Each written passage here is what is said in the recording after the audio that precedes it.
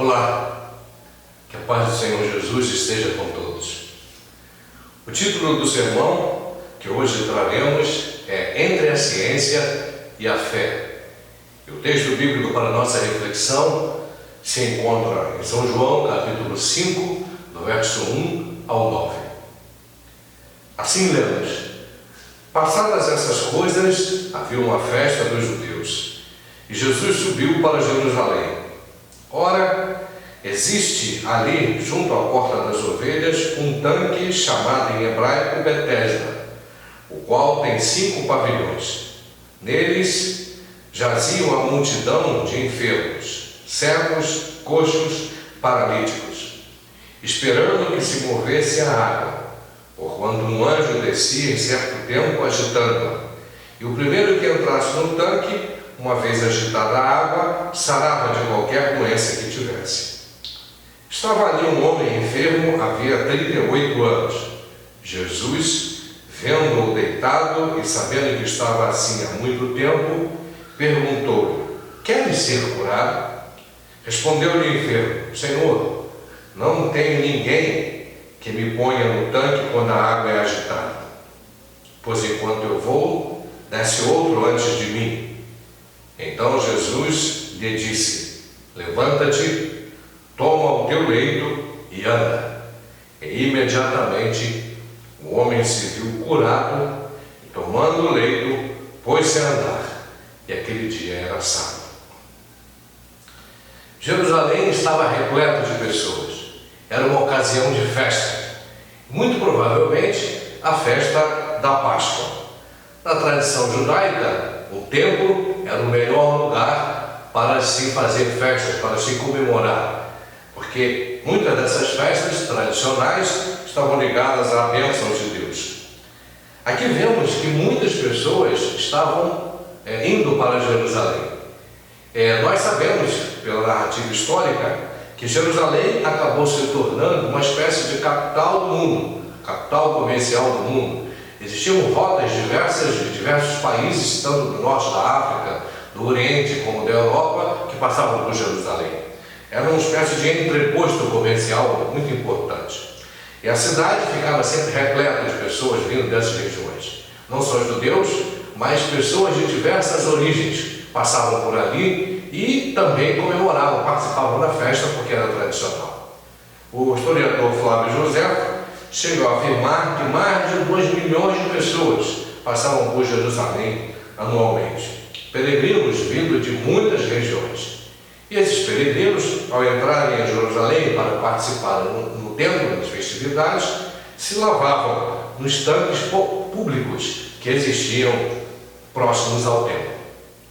Um desses tanques se chamava Tanque de Betesda. Na realidade, eram tanques comuns como temos hoje. Era uma espécie de piscina pública grande para que tantas pessoas pudessem se lavar.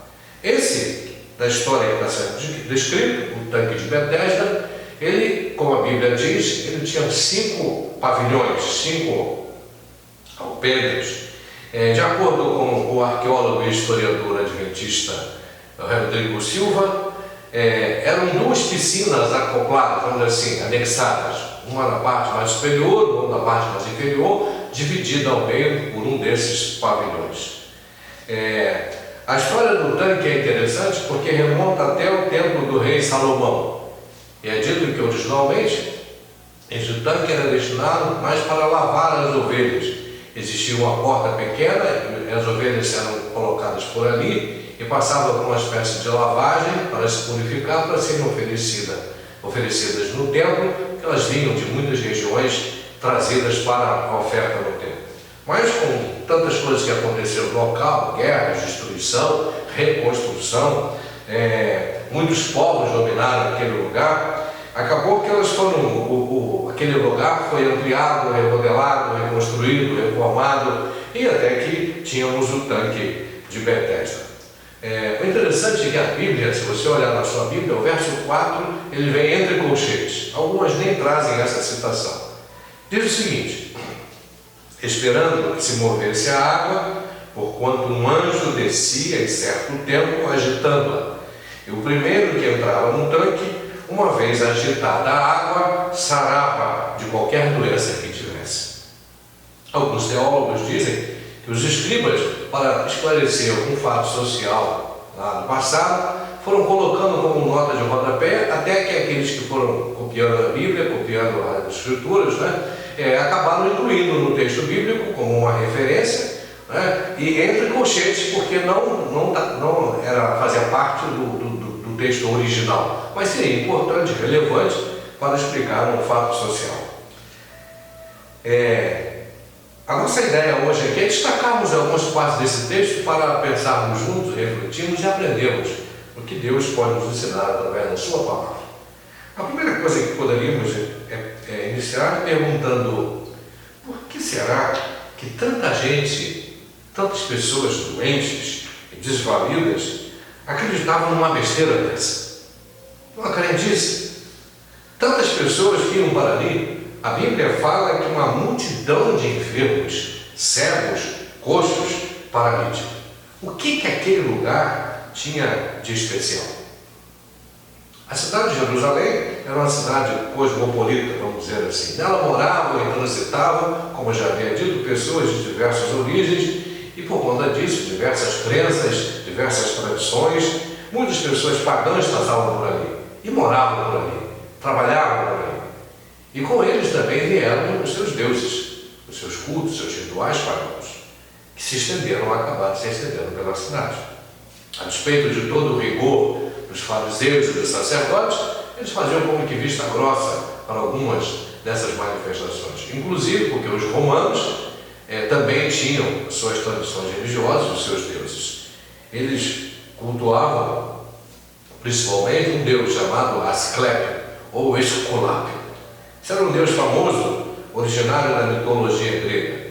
Um deus famoso que era o deus da medicina e da cura.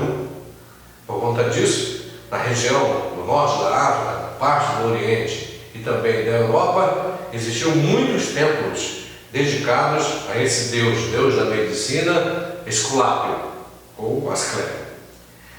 Com relação a ele, muitas notícias existiam com relação a curas milagrosas, através de banhos, de águas, de ervas, muitas coisas nesse sentido. E ali, bem perto do templo oficial, o templo de adoração, no tanque de Betesda, se percebe que existia um culto, uma reverência a esse Deus. Diz o nosso doutor Rodrigo Silva que muito provavelmente aquele tanque era dedicado, ali naquela região, dedicado a Esculápio. Tanque do Deus da medicina. Aquelas águas que se agitavam poderia ser por conta de algumas fontes intermitentes que existiam, e daí a água se movendo e alguém lá em algum momento dizendo que houve um milagre, para lá fluíram várias pessoas e ficou com essa fama. O que não é difícil de se entender, porque até hoje existem situações assim. Só lembrarmos bem que no Brasil existe até a questão da árvore que chora, e quando as pessoas migram e vão para lá, a referência que existia do Senhor João de Deus, e quantas pessoas acreditavam nas suas crenças milagrosas e iam para onde ele estava. No livro Desiderados das Gerações, a escritora Ellen White fala que aquele lugar era extremamente disputado e muitos eram atropelados para chegar primeiro no tanque, e alguns eram pisoteados, outros morriam. Uma verdadeira cena de horror, mas a única esperança para alguns destes. Nos chama a atenção de que, tão próximo ao templo de adoração ao Senhor, existia uma veneração pagã. A adoração verdadeira, tão perto da adoração falsa, que acabava confundindo o povo. Mais do que isso, é interessante notar que não é uma coisa só antiga. Essa questão não é tão incomum. O dilema que existe muitas vezes entre a religião e a ciência. No caminho do templo existia um outro templo, só que esse dedicado ao paganismo, ao Deus da ciência médica, ao Deus da cura. O indivíduo era confrontado entre a ciência e a fé. Como recusar as evidências da ciência? Como recusar a questão da água que se movia, porque era visível? Era tangível. As pessoas falavam, existiam pessoas que testemunhavam, afinal, ali estava o que se tinha de melhor de ciência. As ervas, a água, os banhos, sabe, isso era muito tradicional no histórico de Esculápio. Toda a sofisticação grega, a maneira com que eles construíam o pensamento, convenciam as pessoas. Seus conhecimentos garantiram então que a cultura grega permanecesse durante muito tempo, e chegando até a nós também. De certa forma, a visão de mundo atual em muito se remete ao modelo grego.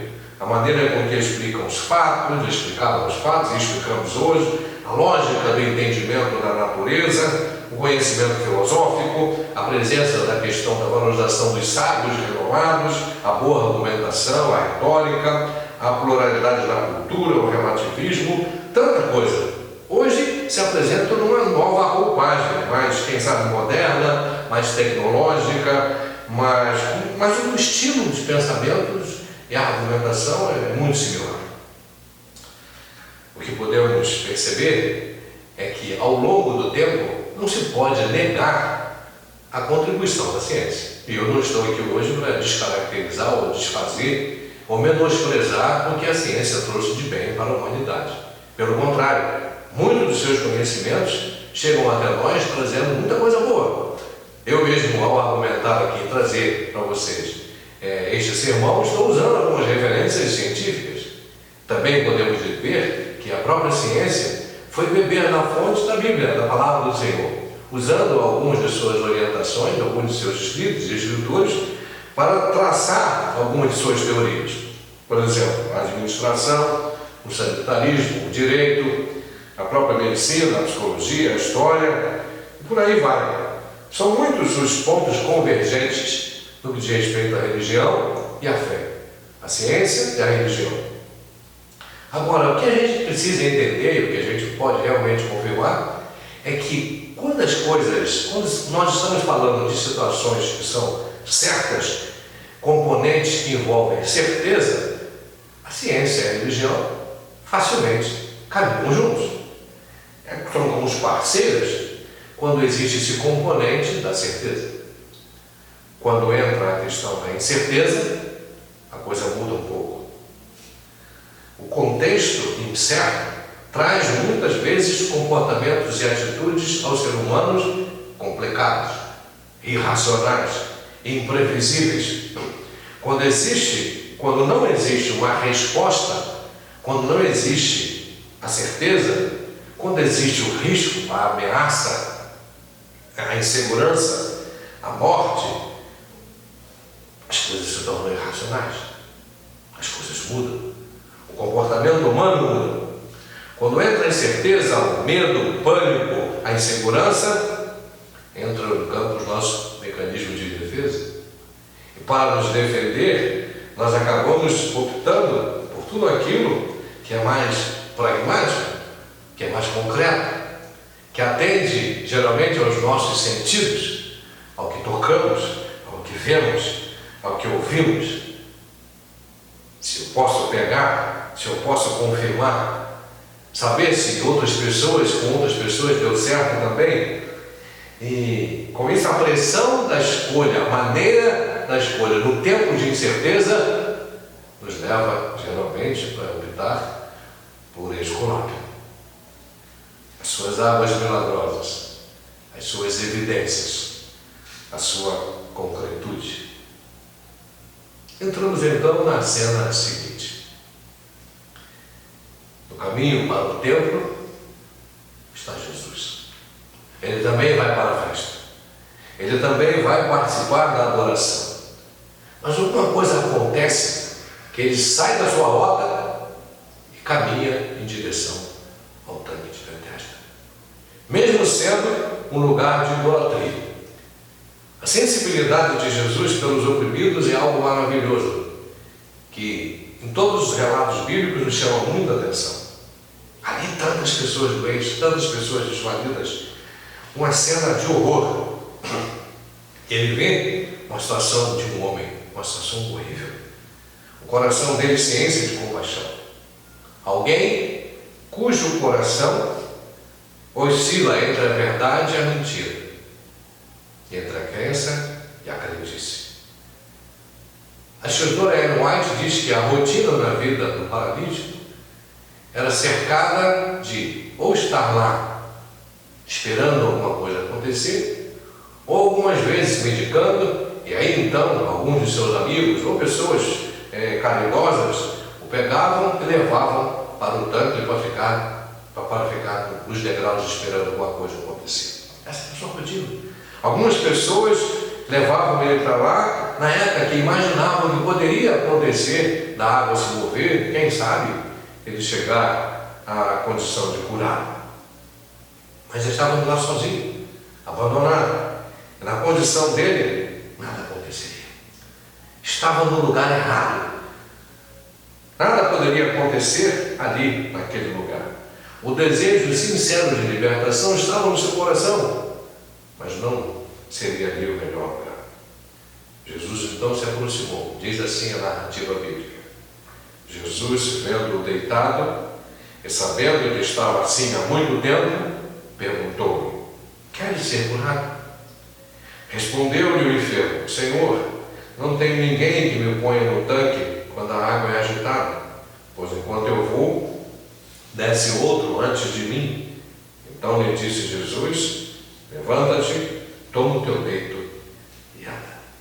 Que cena maravilhosa! A graça de Jesus alcançou aquele miserável. A graça de Jesus alcançou alguém que estava desesperançado. Quer ser curado? A escritora Ellen White diz que aquele homem, ao ouvir essas palavras, olhou para Jesus. Ela escreve: a esperança brotou-lhe no coração. Alguma coisa diferente estava por acontecer. Mas, em meio àquela confusão e à rotina e à sua crença inicial, ele logo se voltou dizendo que não tinha os recursos necessários. Faltava alguém para levá-lo até o tanque, as águas milagrosas. O milagre era só para alguns, porque só um que chegasse primeiro. E muitas vezes isso fazia com que ele se sentisse pecador. No fundo parece que era isso que acontecia. Ele se sentia culpado, porque na tradição também, infelizmente, muitas coisas ruins que aconteciam era porque o indivíduo não confiava em Deus, não acreditava em Deus, ou porque tinha cometido algum pecado. E a visão do paralítico com relação a si mesmo passava muitas vezes por isso. Então Jesus disse: levanta-te, toma o teu leito e anda. Imediatamente o homem foi curado.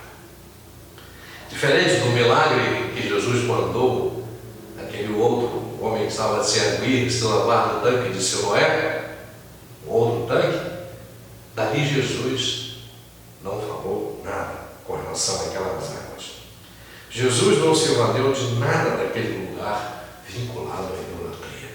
O tanque de Siloé ainda mantinha uma tradição comum dentro do perfil judeu, mas aquele lugar não. Usou apenas a sua palavra. E com isso, nós podemos aprender mais uma coisa importante com relação a esse milagre. A palavra de Deus tem poder. Ela supera todas as evidências. Ela supera a tradição. Ela rompe com as limitações da ciência e nos traz para um novo patamar da fé, uma nova experiência com Deus. Na dor, na incerteza, nós temos o conforto e a fidelidade da palavra do Senhor. A palavra nos diz que o Verbo se fez carne e habitou entre nós.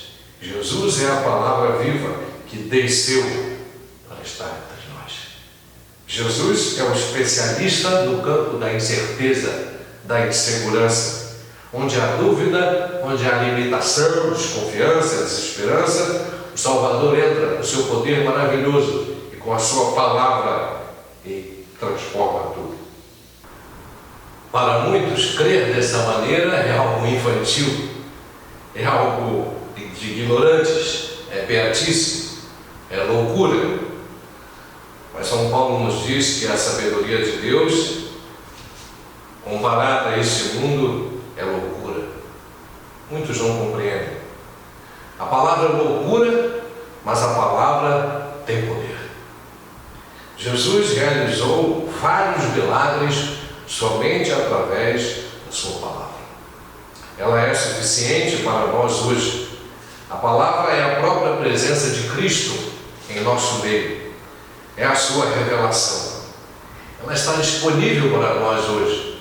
Hoje todos nós temos acesso à palavra do Senhor, que ao longo dos anos e de todos os tempos tem trazido para nós a esperança e a certeza e a convicção de quem é Jesus. Quer conhecer Jesus? Leia a sua palavra. Quer ter poder? Leia a sua palavra. Quer encontrar conforto, confiança, paz? Busca Deus através da sua palavra. A sua palavra tem poder. A palavra transmite fé, traz para nós a convicção. Mas eu entendo que não seja muito fácil. Viver pela palavra não é fácil. Ter fé suficiente que vá adiante, além das evidências, também não é fácil. Fé é a esperança e a convicção de fatos que nós não vemos, não tocamos. Mesmo para um crente sincero, isso não é muito fácil. Eu, quando pequeno, tive bronquite. Certamente alguns que estão me ouvindo também já tiveram, ou asma, alguma coisa assim. E sabem que é uma coisa terrível, é uma doença terrível. A sensação de não conseguir respirar, de estar sufocado, algo terrível. Você pensa que vai morrer a qualquer momento. E pequeno enfrentei muitas dificuldades. Era um desespero em casa. Meus pais tinham que correr comigo para o hospital, para um posto de saúde, para tomar oxigênio ou fazer algum tipo de nebulização. E quantos médicos eu fui. Podia estar brincando na rua, correndo de pique, jogando bola, de repente faltava o ar, colocava a mão sobre a cabeça e minha mãe olhando ao longe falou, pronto, começava tudo de novo, aquela correria, aquele desespero. Os médicos diziam que não tinha cura. Por conta disso passavam alguns remédios. Tomei muitos remédios. Xaropes, pozinhos, poções que faziam, muita coisa. Também alguns indicaram injeções, vacinas. Lembro que tomei certa vez 30 dias seguidos de injeções, algo terrível. Mas nada melhorava. Daqui a pouco voltava tudo de novo. Pela manhã, pela madrugada, pela noite, não importava o horário. Lá estava a gente correndo para um posto de saúde para que eu pudesse melhorar. Algo terrível. Um drama, algo desesperador para minha família, meus pais e meus irmãos mais velhos. Mas nesse ambiente, nessa turbulência, sempre surgem as pessoas bondosas, as pessoas amigas, parentes, vizinhos, alguém que quer nos ajudar, vê aquele drama. E aí então alguns começavam a ensinar minha mãe a fazer alguns medicamentos caseiros, alguns medicamentos tradicionais, algumas receitas meio que milagrosas, alguns chás, algumas infusões, mandavam colocar na água algumas ervas e ficava ali cheirando, às vezes era algo bem horrível. Algumas garrafadas com raízes às vezes amargas. Tomei esse negócio todo. Mas, infelizmente, apareceu alguém que ensinou uma receita um pouco controversa. Disse que deveria se pegar uma lagartixa, colocar no forno, deixar secar, e aí então macerar a lagartixa, aquele pozinho, colocar numa água, porque aí eu ficaria curado. E o que você acha? O que vocês acham que aconteceu? Mesmo numa família tradicional, adventista cristã tradicional, no desespero, lá estava eu tomando um pozinho de lagartixa. Talvez você esteja rindo, mas gostaria que você entendesse o que uma pessoa, que um pai ou uma mãe pode chegar a fazer numa situação de desespero, numa situação de incerteza, de insegurança, de ameaça da morte. Tanta gente desesperada ali no tanque de Bethesda. Dá para você entender um pouco? As pessoas não tinham para onde ir. Alguns amigos tentavam até ajudar, levando, mas mas, infelizmente, para o lugar errado, esperando o método errado. Coitado, talvez só entendessem isso, só tivessem acesso a isso. Um lugar que imperava a idolatria, que se venerava um Deus mitológico da ciência. No mundo atual, com tanta miséria, com tanta dor, com tanta incerteza e insegurança, quantas pessoas moribundas andam por aí, buscando a cura, buscando a solução para os seus problemas, buscando encontrar um pouco de paz, de alento. É exatamente neste ambiente controverso, turbulento, inseguro, que é fácil encontrarmos os discípulos de Esculápio, ou até mesmo novos discípulos surgirem. Quando a idolatria impera em todos os lugares, é fácil se tornar idólatra e ver a idolatria como solução para os seus problemas. No mundo atual de tanta miséria, tanta dor, tanta desilusão, tanta incerteza, tantos problemas, tantas dúvidas, alguns por um jeito mais sofisticado, ou outros por meios mais simples e populares, acabam também se tornando discípulo de Esculápio. Cada qual dentro da sua lógica própria, mas buscando algo tangível, alguma evidência, alguma coisa que lhe traga um pouco de segurança. E aí podem ser as ciências, as estatísticas, os laboratórios, o currículo Lattes, a fama, o reconhecimento no meio social, o conhecimento especializados, os psicotrópicos que acalmam, os remédios que trazem bom sono à noite, sei lá. Temos muitas evidências de que, em meio à incerteza, em meio ao pânico, ao medo, é comum corrermos para Esculápio e não optarmos pela fé. Com a fé, o ambiente da fé é diferente. Ela se baseia no improvável, muitas vezes no absurdo. Pede-se para se acalmar em meio à tempestade. Se confiar naquilo que não é visto, ter a convicção da palavra e ter a certeza de aquele que prometeu é fiel, vai cumprir. É alguém comprometido com você e comigo. O tanque de Betesda não é um lugar para um crente sincero. Jesus conhece o coração e ele vai em busca do que são seus. Vai buscar. Isso garante para você e para mim que Jesus, maravilhoso e misericordioso, está em busca dos seus. Ele nos encontra, ele nos encontrou. Isso traz para nós uma nova esperança, um novo jeito de viver. A fé que ele traz, através da certeza da sua palavra. Ali estava Jesus, a cura. E através da sua palavra, aquele homem foi curado, o milagre aconteceu.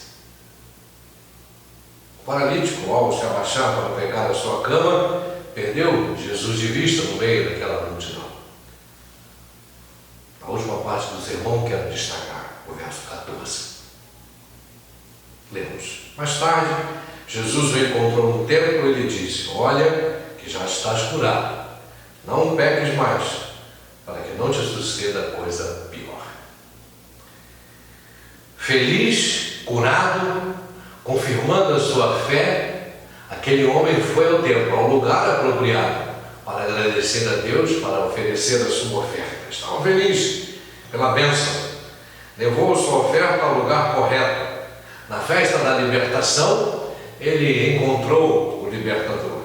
Jesus o encontrou lá e o exortou a não voltar à sua vida velha de pecado. Lá atrás, quem sabe, ele não conhecia, mas agora ele sabia. Deveria abraçar a sua nova fé e não voltar para trás. Jesus quer que ao entrar em nossa vida, o nosso comportamento também mude, que confiemos nele e deixemos as coisas da idolatria, do paganismo, que ele seja supremo e único na nossa vida, especialmente nos momentos de incerteza e de segurança. No meio da angústia, da dor, da miséria, do desespero, nós temos Jesus, a palavra, para nos trazer alento e confiança. Queridos irmãos, temos vivido tempos difíceis nestes últimos dias. A pandemia do Covid-19 traz para nós muitas desgraças. Se ligar à TV ou mesmo ouvir no rádio, só se fala de problemas, de morte, de insegurança, de incerteza, de um remédio que não existe e de um inimigo invisível que se aproxima de cada um de nós. Com isso, muitos corações ficam aflitos, angustiados, temerosos, entram em pânico. Daqui e dali se buscam remédios. Daqui e dali se busca alguma evidência, alguma coisa tangível que se possa acreditar. E é nessa ocasião que surgem muitas vezes as receitas mágicas, os milagreiros, que dizem de que se tomarmos isso, bebermos aquilo, comermos isso, ou fizermos aquilo, vai dar tudo certo. Por outro lado, também temos o imperativo da força da ciência, com seus números, com seus dados. Nós aqui no meio disso tudo, desesperançados, correndo de um lado para o outro, sem saber para onde ir, semelhante ao paralítico, nos degraus do tanque, ali parados, esperando que alguma coisa aconteça. Estamos acuados pelo medo, pelo pânico, prisioneiros dos nossos sentidos e das evidências que não chegam até nós, prisioneiros pela incerteza. Jesus quer nos dar libertação, e a libertação que encontramos é a sua palavra. A palavra que nos traz alento, a palavra que nos traz certeza, a palavra que conforta o nosso coração.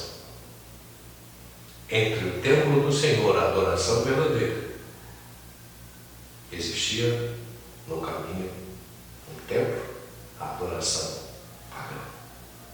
Um templo onde a idolatria encantadora e sofisticada da ciência médica convidava aquelas pessoas para chegarem até lá. Qual o caminho que você vai tomar? Para qual templo você vai dirigir a sua esperança e os seus olhos? De onde você esperará a solução? Onde existirá o poder para acalmar o seu coração e trazer paz para a sua vida? Eu lhe digo, somente naquele que tem a palavra. Somente aquele que se fez carne e habitou entre nós, existe esperança e certeza.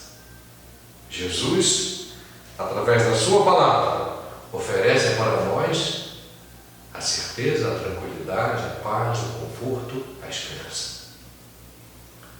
Por isso que existe um verso bíblico que eu gosto muito, vocês sabem. Salmo 119, verso 11, que diz: escondi a tua palavra no meu coração, para não pecar contra ti. A palavra de Deus é a única que pode trazer para nós, em tempos turbulentos, de incerteza, de luta e de medo, a confiança, a tranquilidade que necessitamos. Busque a palavra, confie no Senhor, Ele trará vida e paz para a sua família e para você.